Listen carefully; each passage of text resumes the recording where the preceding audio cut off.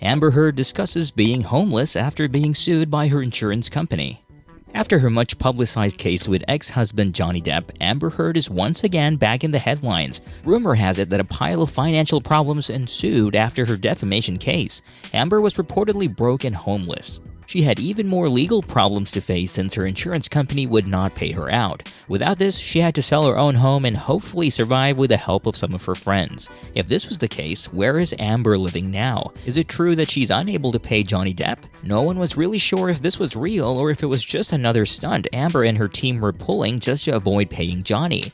What happened between her and her insurance company? After the defamation trial ended, Amber, who lost a case, was ordered by the court to pay Johnny $10 million in compensatory damages and $5 million in punitive damages. The $5 million were later reduced to $350,000 to meet Virginia's statutory limit. Johnny was also asked to pay Amber $2 million when his lawyer accused her of fabricating a hoax. Amber had to pay Johnny $8.35 million to her ex-husband in total. Before the trial, it was reported that Amber's net worth was $2.5 million, but this took a dramatic nosedive when the verdict was made. Now, according to the Wealthy Gorilla site, she has a net worth of negative $6 million. Clearly, Amber was in no way near the amount of money set by the court to pay Johnny. Perhaps it would take years and a miracle for her to pay him. Fans were suggesting that maybe Amber should ask her billionaire ex-boyfriend Elon Musk for help again. It was brought to light during the trial that Elon had been helping Amber with her financial obligations. But after all the revelations about Amber and Elon's relationship, he probably did not want to be involved again with the drama in her life. Maybe he was also fed up with her lies and manipulations. While Johnny and Amber were still married, they lived together in Johnny's penthouse in Los Angeles.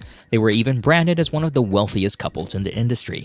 They lived a lavish lifestyle. They got to travel around the world and hop between all their residences in different locations. Amber's friends were even welcome to stay with them in their penthouse. But what was troubling was that Amber also brought men with whom she was allegedly having an affair to the penthouse. After their divorce, Johnny sold the penthouse and left Amber to find a place on her own. In 2019, Amber quietly bought a house in Yucca Valley, California. However, it was found out that the property was not in Amber's name. It was paid through an anonymous trust that reportedly had ties with her and was covered by her insurance. The three-bedroom residence was originally bought for $570,000, but when she lost her insurance, she had no choice but to sell the property for $1.5 million. This amount was still not enough to cover her dues to Johnny. Throughout the trial, Amber took residence in a luxurious and huge mansion in Virginia, which she rented for $22,000 a month. According to reports, the house is a 13,000 square foot estate with 8 bedrooms, 10 bathrooms, a dining room for 10 guests, a reading room, a game room with billiards, a tennis court, a movie theater, a spa, a swimming pool, and a big garden. If she did have money problems, why was she staying in such an expensive house? Amber's lawyers were also saying that she was having trouble paying Johnny. For someone who's struggling with money, she sure did love to splurge and spend money that she did not have. Elaine Bredehoft, one of Amber's lawyers, told the Today Show that Amber had no means or resources to pay Johnny. When the trial ended, she was seen in the Hamptons while her lawyers filed for a mistrial and ordered a new trial in the defamation case. According to her lawyers, the information on the jury panel list sent to them ahead of the trial did not appear to match the demographics of one of the jurors. This went unnoticed because the person who showed up in the courtroom had the same name and address as the person who was meant to stand as a juror. There was a 27-year age difference, and they turned out to be father and son. However, Judge Penny Azcarde said that there was no evidence of fraud or wrongdoing and quickly shot down their motion. Now, people were not happy to learn about what Amber's lawyers did. It seemed that they didn't trust the system. They even questioned the judge's capacity to handle the case and the jury's decision to render a fair and impartial verdict. Some people call it a desperate and frivolous move.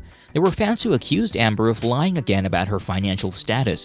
She claimed that she was broke, but she was found in the Hamptons eating out and partying. They even suggested that the court should seize all her assets. People were wondering how she could still afford to have a lavish lifestyle when she couldn't pay Johnny and her insurance company was also suing her. Perhaps the reality that she was losing money had not hit Amber yet. She was on her way to being one of the biggest stars in Hollywood, but was quickly grabbed by her because of the defamation trial. Fans were afraid that once Amber realized what was happening, it would be too late and she would be drowning in so much debt. So what was the deal between Amber and her insurance company? Why would they sue her? Amber heavily relied on her insurance company to pay for legal fees in her case with Johnny. But the company would not pay any more because, according to them, Amber's policy did not cover any of the $8.3 million in losses that Johnny had won against her. She had a $1 million liability policy with New York Marine and General Insurance Co., but the policy did not cover willful misconduct. The jury found her guilty of intentionally and willfully hurting Johnny, and this was not included in the policy.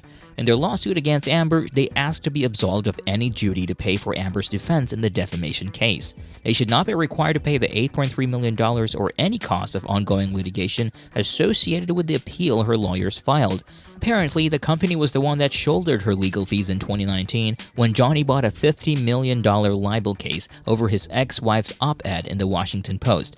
Now, with the recent defamation case, the court had asked Amber to pay Johnny more than $8 million in damages, but the insurance company refused to participate in the payout. The company also admitted that they only agreed to continue covering her legal fees because of her lawyers at Cameron McAvoy, but when they withdrew from representing her, they did not see the need to pay her. New information was also revealed that New York Marine and General Insurance Co. was being sued by Travelers Commercial Insurance Company for demanding them to pay half of the legal fees of Amber.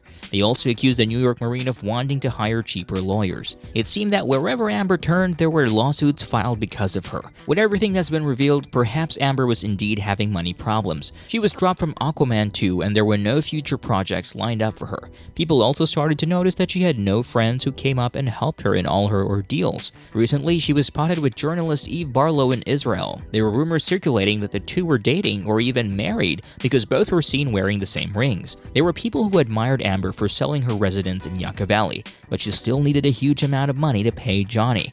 Some were not buying any rumors that she was broke and homeless. Perhaps this was another one of her stunts to win the public sympathy. There were pictures of her looking sad and pitiful, but no one believed her because she just had a baby with one of the wealthiest men in the world. Elon for sure would not want to see his baby mama struggling financially. There were reports that Elon was the one paying for her rent in her Virginia mansion. Amber was also seen flying a private jet that allegedly belonged to Elon. It was also hard to believe that she was indeed on the verge of bankruptcy because she has a child. How would she pay for all her daughter's needs if she was penniless? As a mother, she would not allow this to happen. Many still believe that Amber had money hidden somewhere that she got from her divorce settlement, her fee from Aquaman, and her brand partnerships. Her insurance companies had partially paid her legal fees, and she didn't fulfill her promise to donate her money to two organizations, so clearly she still had money left. It was speculated that the story about her living a lavish life was made halfway through the defamation case because her legal team already knew that they were losing. To avoid having to pay Johnny, she had to appear to have spent the majority of her money during the trial,